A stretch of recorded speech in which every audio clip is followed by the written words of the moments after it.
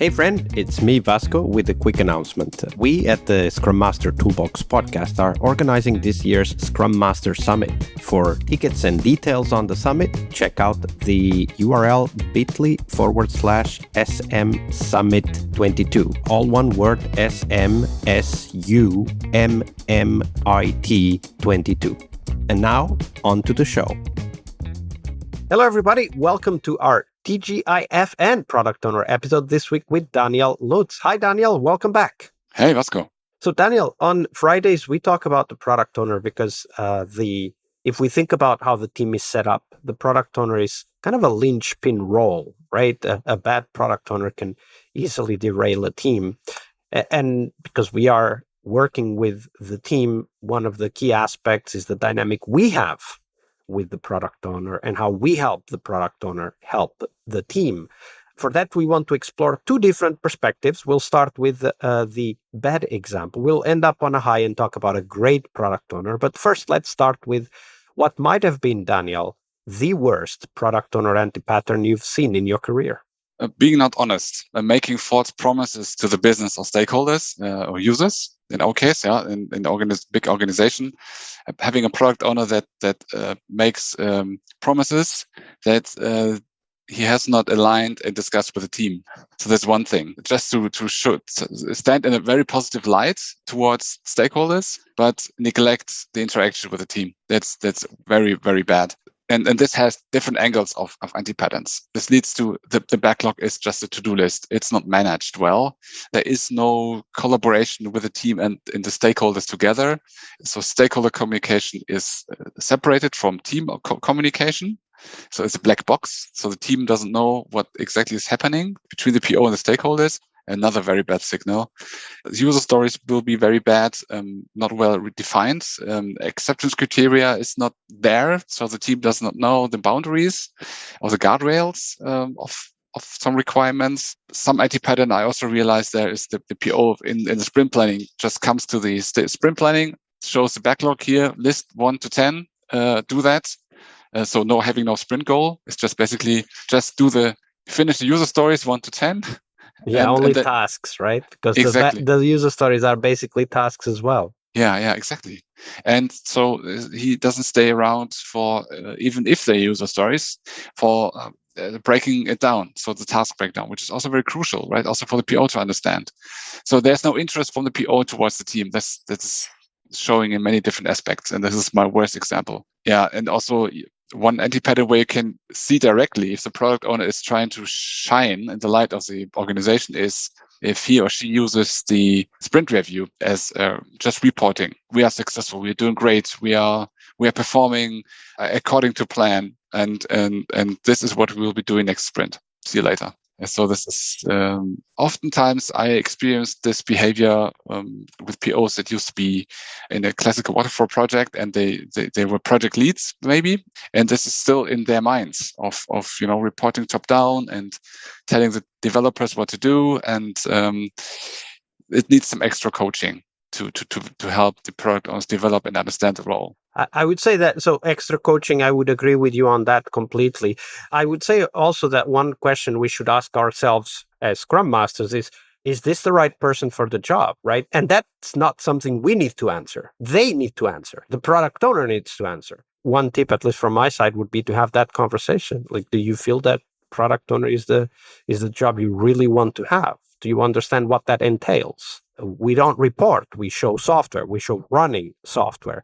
We don't hide the problems. We actively and openly talk about the problem so that we can collect feedback and ideas for improvement. Like all of that conversation, because sometimes people are just trapped in that position because they were project leads in the past, as an example, right? Yeah, that's amazing advice. Absolutely, yeah. And oftentimes it's the organization may not have the choice because they don't have the right people on board, but they want to work agile, but they're missing the right people. And this is then, of course, a little bit inconvenient, but this is a truth that we need to speak. Yeah, absolutely. Yeah. And we can always work with having the person that isn't necessarily the best for the job, as long as they also think that they are not necessarily the best for the job and therefore request help and support, because there's a lot of help and support that both the team and the Scrum Master can give the PO. That's true. What helped us in that regards was, since the role of the product owner for our organization was fairly new, and we started with a couple of teams at the same time, and we set up this we call it like PO exchange meeting every month. Maybe it's a bit like a self-help group. We just set the stage, invite the POs, and to bring up their topics in a lean coffee format. So, okay, let us know what have been your latest challenges. How did you overcome them? What could you learn from them? Do you have any questions to other POs? So really, again, setting the stage for openness and having a communication and talk with each other more, especially in these times of a pandemic in 2022 that we are in. We need to open up more to people and to learn from each other. And this helped us. So POs don't feel so alone in their challenges. Yeah, absolutely. A theme we've talked about several times this week. Also, it helps create an environment where the POs can freely and in confidence share some of the challenges they've had without the fear of being judged by their team or their managers. Yeah, absolutely. So, Daniel, now we turn our attention to the opposite, the mirror image of this. What might have been potentially the best product owner you've ever worked with? Describe them for us.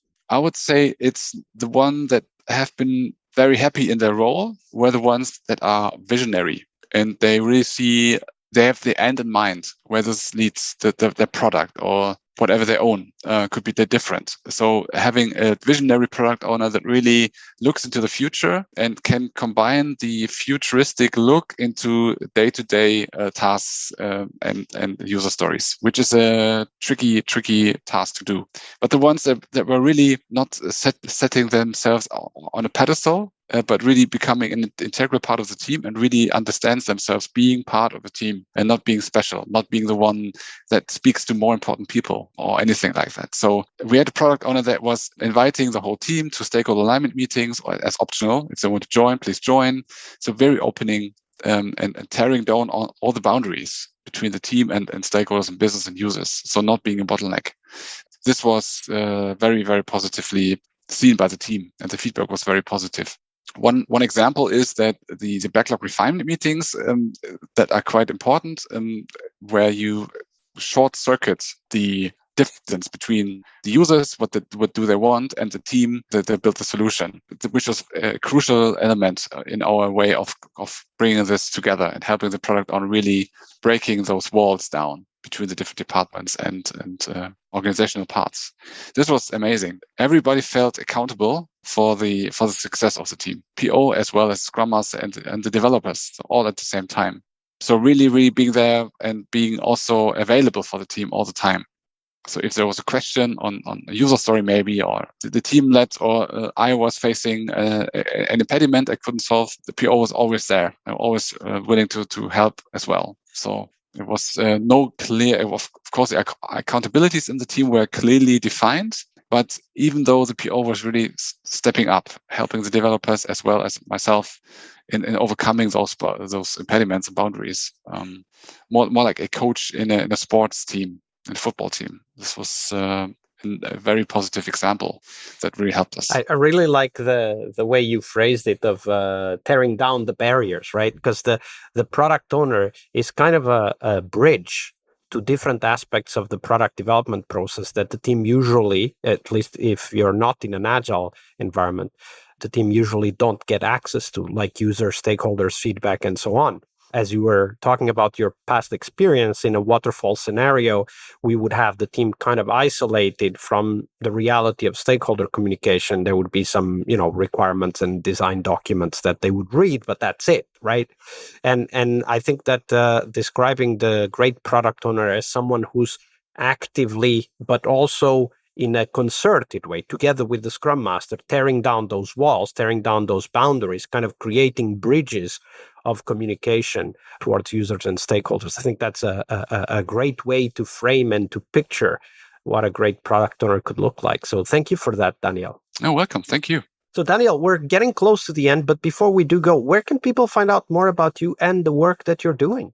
You can find me on LinkedIn. Just look for Daniel Lutz, Lutz, that's my last name. Apart from that, I'm not really super active on any other social networks. So LinkedIn would be the best way to get in touch with me, and I'm happy to. Absolutely. And by the way, of course, everybody, I'll put the link to Daniel's LinkedIn page on the show notes so that you can easily find him there. And why not get in touch and ask some questions, maybe some follow-up questions from what we've discussed, ask some help as well. I mean, we are a community. We are there to help each other out. Absolutely. Daniel, because of that, because of your help, because of your sharing of your knowledge and your generosity with your time, thank you very much. Thank you, Vasco, for putting in the efforts in this great podcast that really helped me on my learning path to become a better Agile coach and Scrum Master. So thank you for having me and creating this community. It's amazing. Thanks.